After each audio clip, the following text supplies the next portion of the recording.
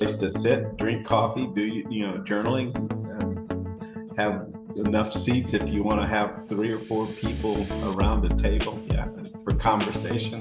And if the dome is big enough, maybe you can bring in a yodeling monkey.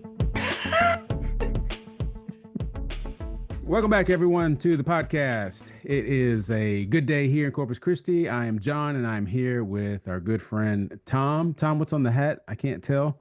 20th season. Oh, Hooks have already started their 20th season, but first game at home is tomorrow night. And Ellen asked me if I was ever going to wear this hat, and I said no. And then I decided I'd wear it today as long as I'm inside, so it'll stay white. there you go. Very good. I'll put it up on the shelf, and I may never get it back out. That is a nice looking cap then. I did see they rolled out what, 3 or 4 logos this year? Yeah, they 5 of them. Yeah, they completely changed their logos, even their team colors. I've seen them last week when they played one of the nearby college baseball teams. It was sounded more like a football thumping. It was 20-0. Ooh. So I left after two. After 2 touchdowns and one 2-point conversion. It was time to go. Yeah, time to go. Very good. Well, Joseph is out with family, having family time. Good for him. Wade is out as well. So it's Tom and I. It's the Originalis. We are here. We're going all the way back to episode 1, man. So back in the 20. Yes, that's right. Back in pandemic, we're all cured now and making a way. So Tom, I don't know. What do you want to talk about, man? It's just me and you. Well, I actually read the article you sent. So yes, I sent an article. I sent it early. Well, it was about 20 minutes ago, but that's early for us. well, it was earlier. I mean, as soon as I checked my text, and there was your information. So we're good. We're ready to go. We're ready to go. Well, before we get to that one, my dogs are going crazy. I don't know if you can hear them. I think Nathan's back home. I think somebody put. The good news is I cannot hear them. They are going here. They cannot be heard. It's just, I'm an old man, and according to my wife, I need to see that whatever it is, the person who gives you hearing aids. So, the guy at Sam's, is that the official title? I don't know. If you can hear at home, I'm sorry. It is a mess over here. Golly. And if you can't hear it, it's probably dead space to you. But anyway, okay. So before we get to that main story, Tom, you tell me when you want me to stop. All right. And I'll just read some headlines for you. And it may be that we just read all the headlines, and that's fine too. But you tell me where you want to stop. I have several tabs here open. Well, I saw one of them you were showing me, and I'm going, okay, but go ahead. Okay. All right. Yeah, I was confessing to Tom my problem. I usually have at least 3, 4, maybe 5 windows open, and all of them have just probably 2 touchdowns and a 2-point conversion number of tabs open. So here's the first one. Why Bibles could soon get more expensive thanks to Trump's policy. I'm curious about that one. Let's go. Okay, let's read a couple of lines here. The CEO of HarperCollins Christian Publishing, which describes itself as the U.S.'s largest commercial Bible and Christian book publisher, told the Wall Street Journal that it had been, quote, all hands on deck, end quote, after the president announced tariffs on Wednesday. Bibles are typically printed on thin paper stock and with presses that are largely located outside the U.S., according to the journal, which is probably news, right? I don't know. Yeah, and that's one of the things that the tariffs are I guess disclosing to us is how many things come from outside the country that we wouldn't have even thought about. Bibles, for example. Now, this article goes on a little bit more in particular about the, what do they call it? God Bless the USA Bible, Trump's Bible. It's also printed in China, which has so many levels of irony and things. But let's see. Didn't mention how much they thought it could go up. I guess that's part of the insecurity of everything right now is we don't know how much things will go up or but even your Bibles will go up. The good thing is if you already have a Bible at home, you can read it and you don't have to worry about the price increasing for the one you already have. When's the last time you bought a new Bible, Tom? Well, I've had a new Bible given to me around my last birthday, so Okay. the last But few you months ago. but when's the last time you bought one? Well, that's been decades. I bought I bought this one, and it's one I've been using, the new Oxford Annotated Bible, college edition. I bought it over the summer, so about 8 months ago, I guess, something like that. Nine, when I was at home a lot, I was like, I need to buy a new Bible, which I don't think I needed to, but I needed to have this one. So yeah, that's the last one. So all right, let's see. This is a this is a journal entry, so maybe I don't know if we want to go through all of it. Blocking mobile internet on smartphones improves sustained attention, mental health, and subjective well-being.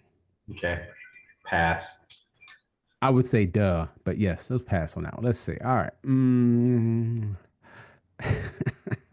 A U.S. YouTuber tried to visit that reclusive tribe that's restricted for anybody else in the world to go to. I always forget the name of them. Here it is. The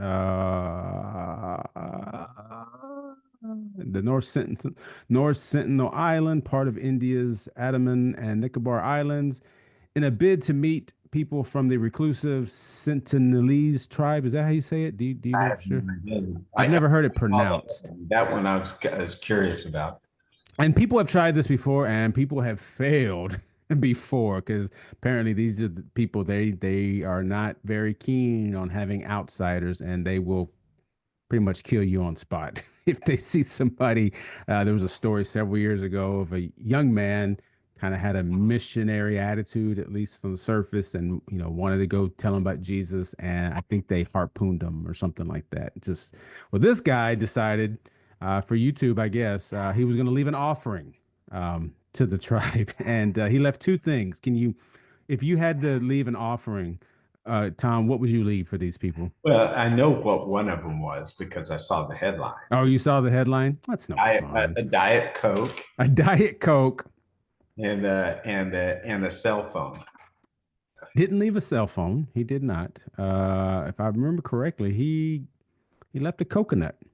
Oh, coconut. A Diet Coke and a coconut. I mean, who's to say that's bad? I don't know. It's wouldn't have been my first pairing, but I guess it works for some people. So Not a lime in the lime in the coconut. maybe that's what he had in mind, and he's just Oh, trying to. Let's see. All right, how about this? Something we found out: monkeys are better yodelers than humans. tell me a little bit more about that, John. So this goes on. This is a study. Here's not the funny part. Interesting. I never even thought, where does the yodeling even come from? So apparently, humans have, and this is coming straight from this article. Humans have practiced some form of yodeling since at least the 13th century when Marco Polo encountered Tibetan monks on his travels who used the vocal technique for long distance communication. Okay. So, now we have a text thread for the podcast, and I share stuff. Somebody says they can't be here or what's going on. Back in the day, we would have yodeled these things, Tom. I guess. I Yeah, don't. yeah. But and it seems appropriate to associate it with mountainous regions because I know was it Switzerland is the place I would think of yodeling right off. Prior research has shown that human vocal cords share the same two principal vibration modes as a guitar, and human singers rely on both when performing. It's well known that we have two distinct ranges, a head voice and a chest voice. But it doesn't connect because these monkeys apparently the way their tracheas work and everything else, their vocalization, they're just better at yodeling. If you want to call it yodeling. Now that definition can be short, it can be more broad, but apparently don't. Sounds like a YouTube search. Yes, we are offering you YouTube searches you never Monkeys. thought you'd find. You look for. Saying monkeys, uh, not apes. yeah, I mean, that's all you need to know. That's Yeah. we'll put it in the notes. Young monkeys are better yodelers than we are. Um, Communion wafer miracle turns out to be mold. Um, Apparently there were the little communion wafers now that are prepackaged, and apparently a Catholic church in was it Indiana, I think, pulled they came out of the package and there were red spots, and of course some of the faithful thought maybe this was some kind of sign, some kind of miracle, but it just turned out to be mold, bacteria, and stuff that you probably don't want to ingest as you're receiving the host at communion. So, oh, let's see. People have told me they felt bad when I do communion because there's always so much bread on the floor. Like I do that. I'm the one that does that. I love seeing the bread just because the body of Christ not gently offered for you, but it was broken right for you. So I love when the bread just falls all over the place. I think it's good. So when you come up to receive communion, you're just stepping all over Jesus. That says more about you than it does me. So, all right, Tom. Next one. This one kind of interests me. You were around in the 70s, is that right, Tom? Do you Yes, remember? Okay. I do remember. Is I there any I was both sober and I didn't even smoke, much less inhale. very good. You were safe. All right. Were there any sort of home design, any parts of home architecture that were prominent, famous, popular then that you wish were still popular today? Yeah, I was gonna say I honestly can't think of any. I mean, I do remember one of the things was someone that it seems like one of our class, our graduating class members, their house was one of those that was just assembled out of Mm.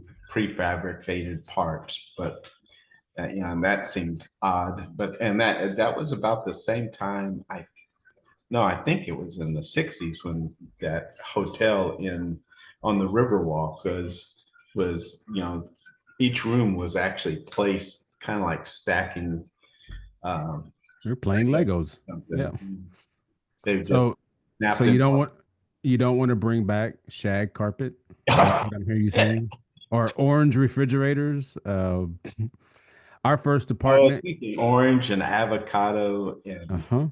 Our first apartment back in 1996 after we got married, it still had shag carpet. It had the little like wicker uh chandelier, if you will, hanging from like the chain ropes, and it had the green refrigerator and the orange countertop. It was great. But something else seems to be making a comeback in home design. okay. Before you go, Uh-huh. because one of our churches, and this was in the early '90s.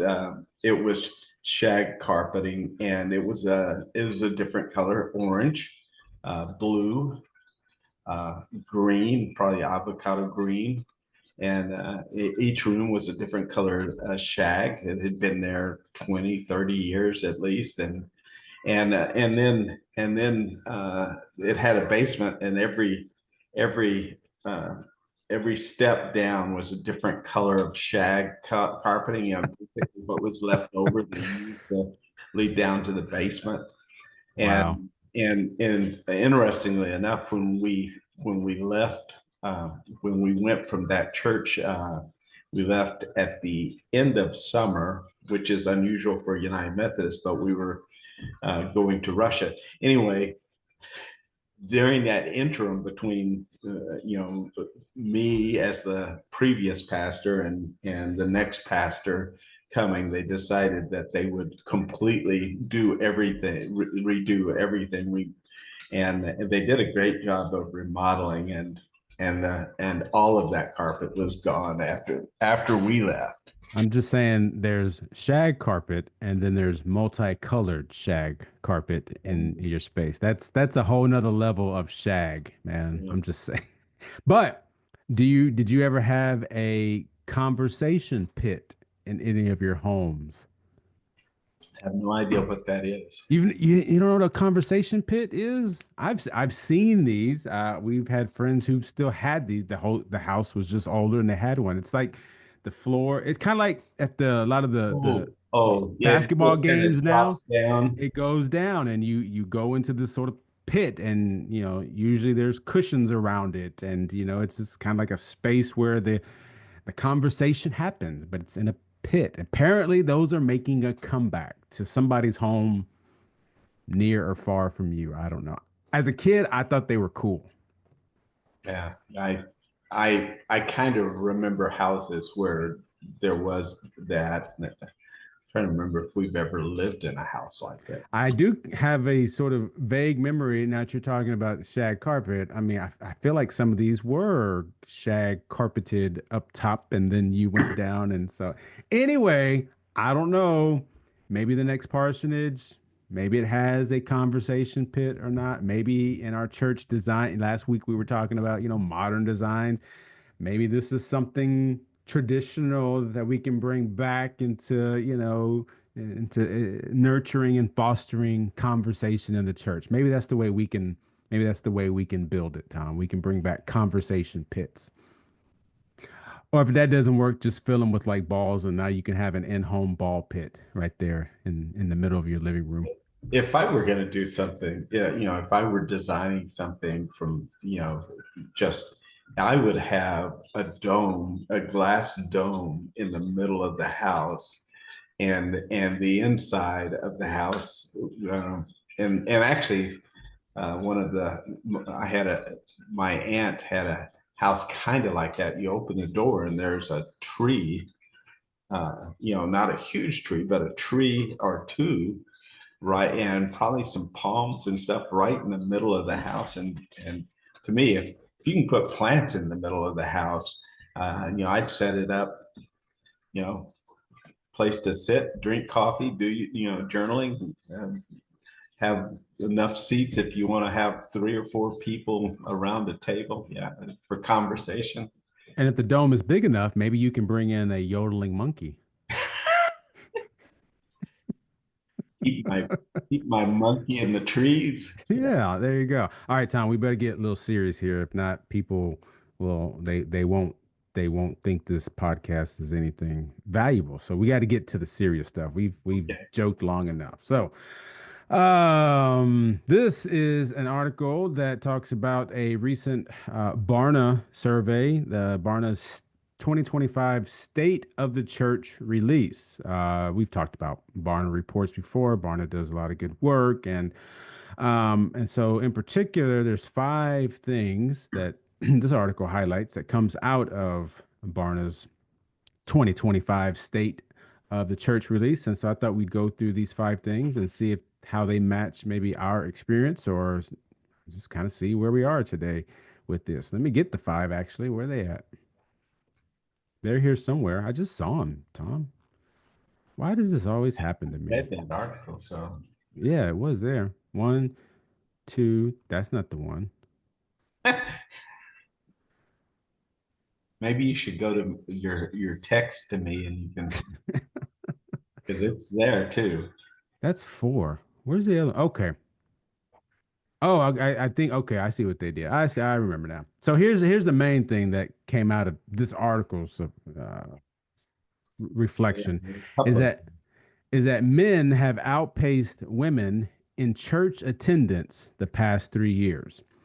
So, right, for a long time, I think the assumption was always, there was always more women in church than men.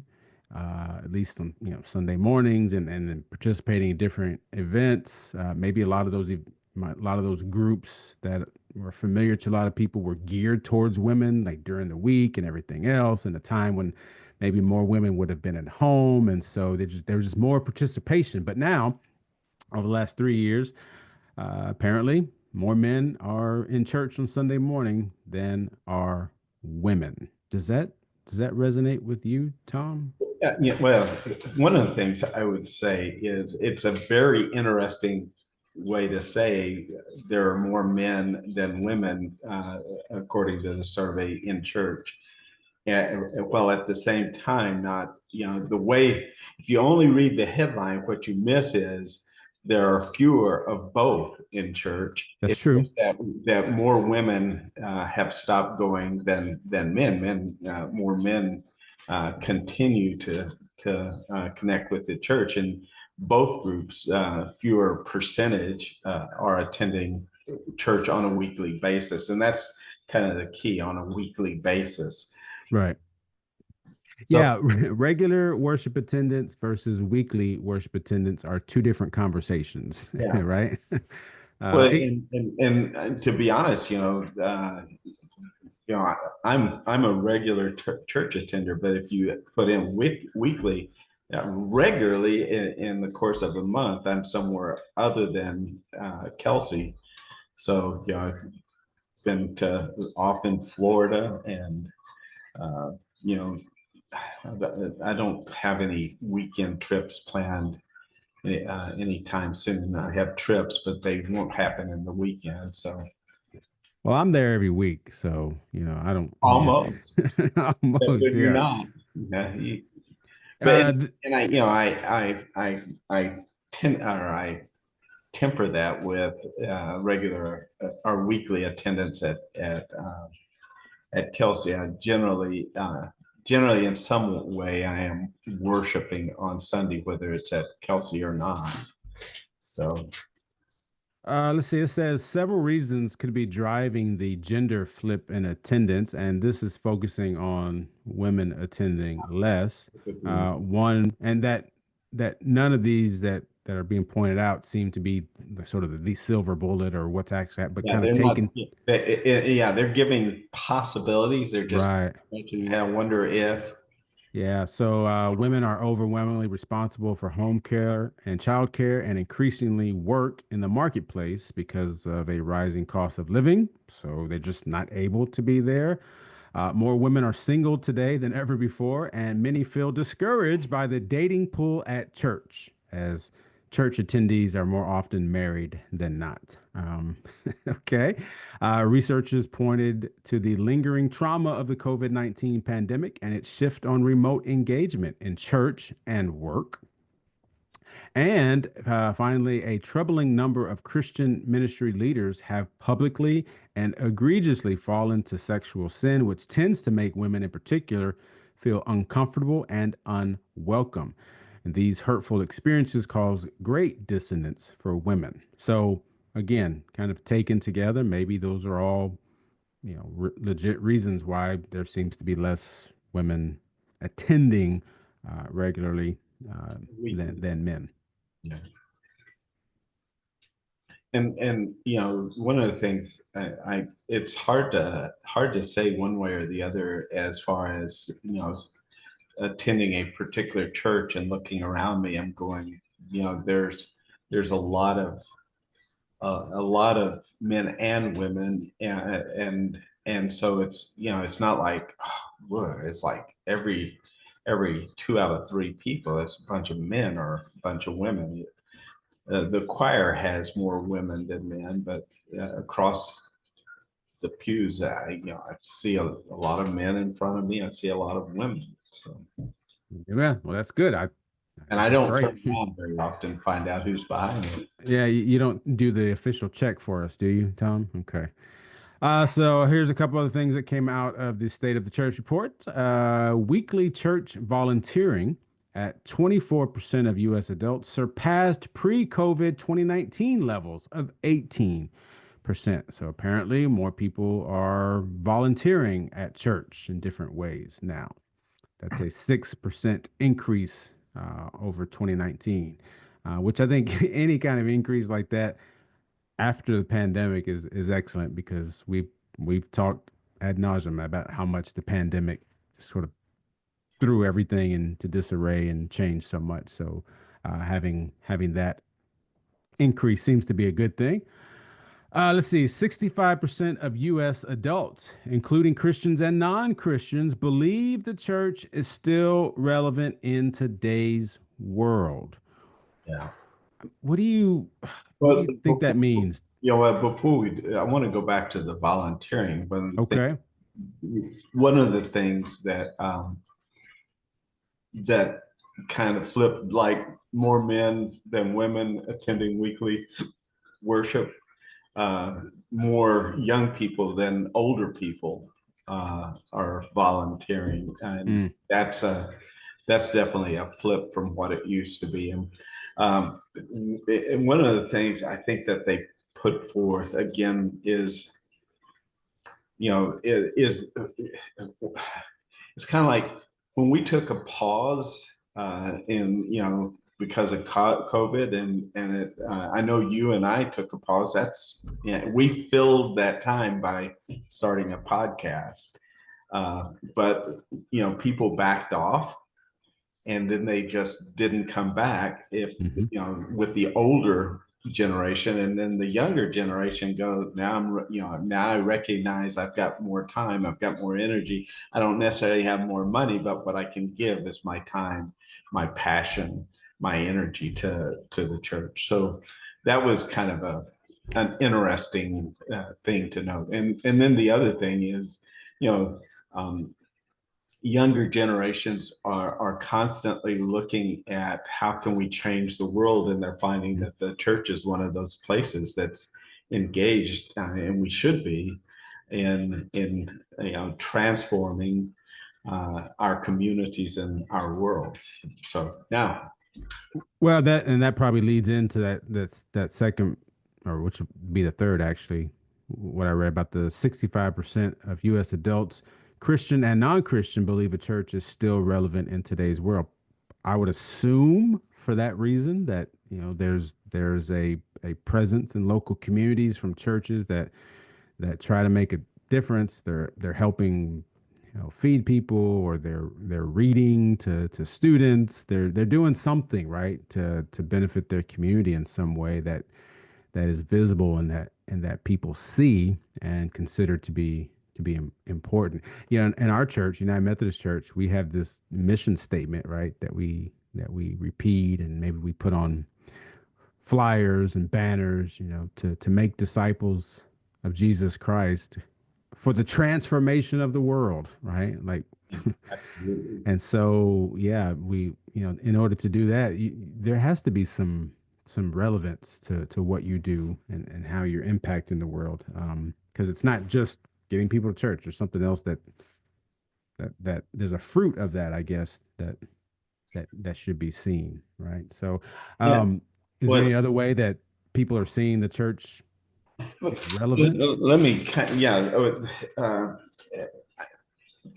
Recently, in fact, just this last Saturday, Ellen and I were downtown. We actually parked at the First United Methodist Church because there was a lot of traffic, a lot of things going on downtown. And anyway, we were walking. As we were walking around, the college beach volleyball, there was a tournament down there that was led by the Texas A&M Corpus Christi as the host of the thing. But um, they were giving out uh, those little towels, and it's Islander beach Hmm. volleyball kind of thing. And Ellen said, "I'm going to keep walking. If you want to at least get one of those, go ahead," because she knew I would stop and at least ask. And so, and anyway, in the conversation, I was saying, um, I appreciate how Texas A&M Corpus Christi is actually very much involved in the community, and the Right. places where I've seen them.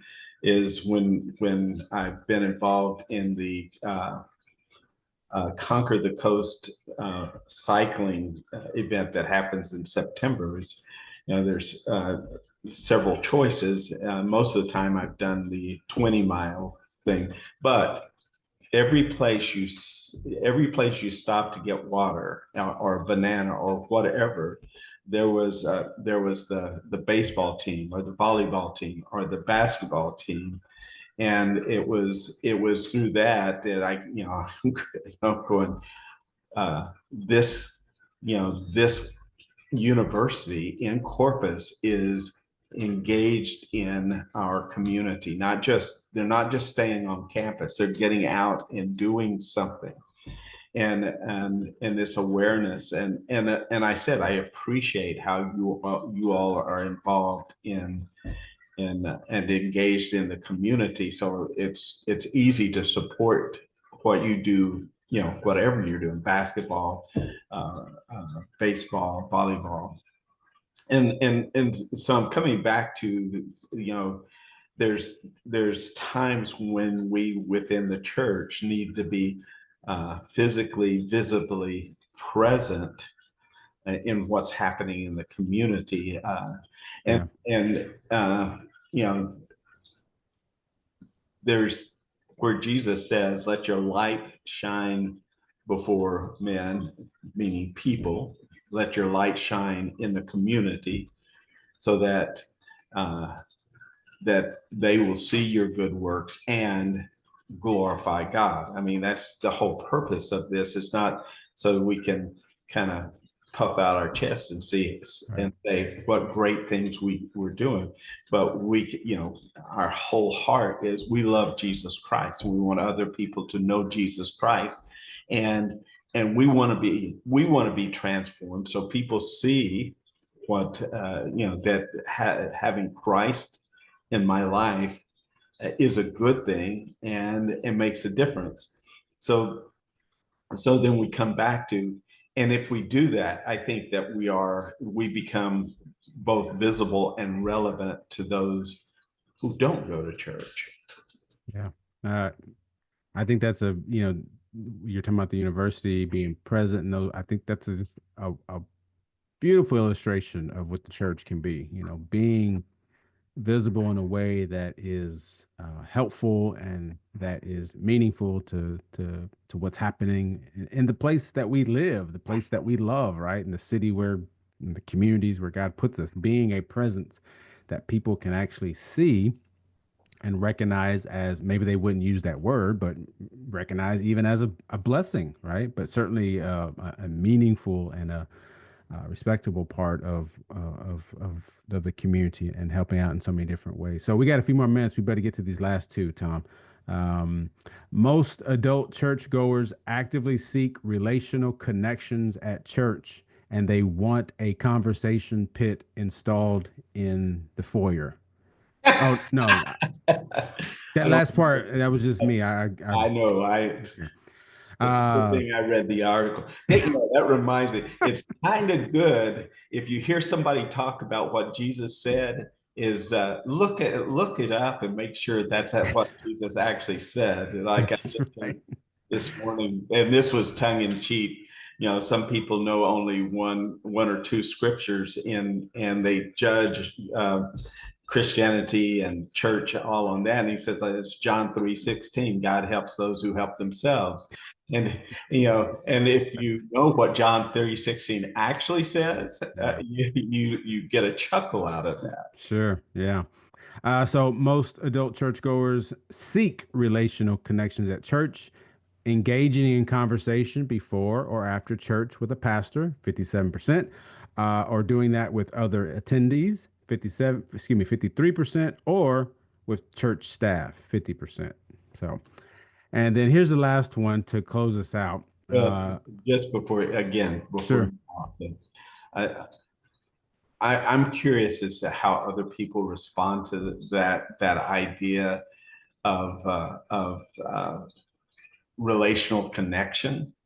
And there's a relational connection when you actually have a conversation, and especially it's deepened when you're not the one who initiates it. You know, you're a Mm. guest, you're a visitor, and somebody else initiates that welcome. And I'm just wondering how significant that is in other people's lives. Because, and I've told you this, several times, John, is that the churches where where someone uh, took the first step and greeted me, I basically remember Yeah. most, not all of those churches.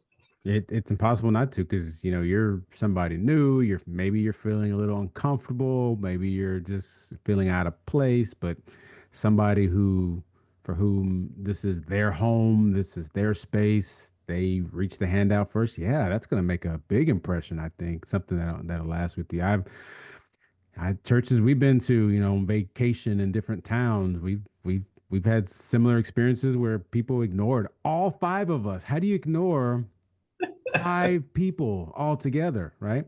But then I think of a church. I think it's not Saint, but John Wesley Church in Nashville, Tennessee. They just made such a big impression on me. It was more than a welcome. It was like we're glad you're here, and we're man, and it was just yeah. It leaves a great impression if a church has that ability to see past themselves. So, all right, here's the final thing that came out of the state of the church this year: that spiritual encounters make church meaningful. The top and these are labeled. These spiritual encounters are classified here as connecting to God, which was the top one apparently. Spiritual encounter of the presence of the Holy Spirit, growing closer to Jesus, praying together, having emotional comfort, and the sermon, and worshiping together. And the two lowest ranking spiritual encounters that came out of this year's survey, one was serving. I'm Mm. sorry, there's three actually. Serving, which is interesting because we just talked about more people, volunteering. Discipleship, which is very frustrating to me. And then number three, giving or tithing. Those are the least bottom three spiritual experiences for many Going Christians. from the not important, less important, least important. Yeah, yeah, yeah. So I don't know. Make with that what you will. That's how people are feeling right now. Maybe it relates to your experience at church or not. Maybe you have something else that you would add, or there's something missing. But I think this is good conversation for us to think about. What are we doing when we get together, right, on a Sunday morning, and what that means, not just for that moment, but also what it means for us long term as community of faith, but also in a community of people, right? And having a presence and all that stuff we've already talked about this week and all the other 145 weeks that we've talked before. So, Tom, let me give you the last word to kind of wrap all this up. What do you take from all of this? Why might this be important for us? Well, one of the things I would say, for me personally, if it were not for my parents insisting that we go to church, I wouldn't have been in a place where eventually I met Jesus Christ. And that's Mhm. by far the most significant thing that has ever happened in my life. Uh, been some exciting things, some wonderful things, meeting my wife, marrying my wife, living with my wife is the second most important thing. Our son, uh, his birth, that's up there. Um, but the most significant thing that has ever happened is I met Jesus Christ because my parents insisted that all the kids go to church, no matter. And there were six of us, so Mm. at least half of us on any given Sunday were grumbling about going. So Amen to that. that's it. It will forever be. Uh, what was the word that 65% think it's? The growing closer to Jesus part. Is that No, what you no, mean? the original 65 adults, Oh, it being relevant. relevant. Yeah. That's why it's relevant to me. Okay. Very good. All right. So there it is. Church can be still relevant. And if I don't know, I feel like if we're following the prompting of the Holy Spirit, we will be relevant in whatever ways it needs to be for us and for those who may be watching the light shine from us. So we did a lot, Tom. We did a lot in a Yeah. relatively short amount of time. We talked about yodeling monkeys and conversation pits and Diet Coke and And shag coconuts, carpet and shag carpet and everything. So bring back the shag carpet is what I hear Tom saying. So only if you'll put it on the wall. yeah, that'd be wonderful. Yes. So thanks for tuning in this week. Thanks for listening. What makes church relevant for you? Maybe that's something you can help us answer. That'd be great. So thanks for tuning in, Tom. Thanks for the gift of your time, for chiming in. I appreciate it. Have a great rest of the week, everyone, and we will see you next time. God be with you. Thank you, John, and God bless all of you all as we move toward Easter. It's coming. It's It's coming.